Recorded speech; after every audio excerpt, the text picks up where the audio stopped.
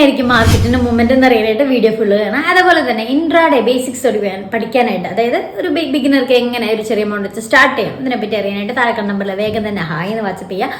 അപ്പോൾ ഇന്ന് എങ്ങനെയായിരിക്കും മാർക്കറ്റിന്റെ അപ്ഡേഷൻ, അതുപോലെ തന്നെ എങ്ങനെയുണ്ടായിരുന്നു നിങ്ങളുടെ കഴിഞ്ഞ വീക്കിൽ മാർക്കറ്റ് ആയിരുന്നു കമന്റ് ചെയ്യുക. അതേപോലെ തന്നെ നിങ്ങൾ ഇൻട്രാഡേ സ്റ്റോക്സിൽ ഇന്ന് ചെയ്യാൻ ഏതൊക്കെ സ്റ്റോക്സിലാണ് നമുക്ക് ഇൻട്രാഡേ ചെയ്യാൻ പറ്റുമെന്ന് അറിയാനായിട്ട് യെസ് എന്ന് കമന്റ് ചെയ്യുക, വീഡിയോ ഷെയർ ചെയ്യാൻ മറക്കരുത്.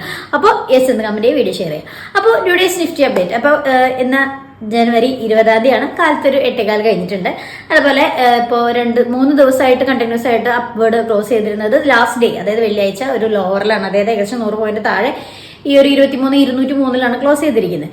അപ്പോൾ ഒരു അപ് സൈഡ് പോയിരുന്നത് വീണ്ടും ബ്രേക്കായി താഴേക്ക് പോയി. അപ്പോൾ ഈ ഒരു 23,400 ആ റെസിസ്റ്റൻസ് ലെവലാണ് നിൽക്കുന്നത്. അത് ക്രോസ് ചെയ്ത് ഒരു അപ് സൈഡ് മൂവ്മെന്റ് വരാൻ സാധ്യത വളരെ കുറവാണ്. ലോവസ്റ്റ് പോവാണെങ്കിൽ 23,000 വരെ പോകാനും സാധ്യതയുണ്ട്. അത് ബ്രേക്ക് ചെയ്താൽ വീണ്ടും താഴോട്ട് പോകാൻ സാധ്യതയുണ്ട്. അപ്പോൾ ആ റേഞ്ചിലായിരിക്കും ഇന്ന് മാർക്കറ്റിന്റെ അപ്ഡേഷൻ വരുന്നത്.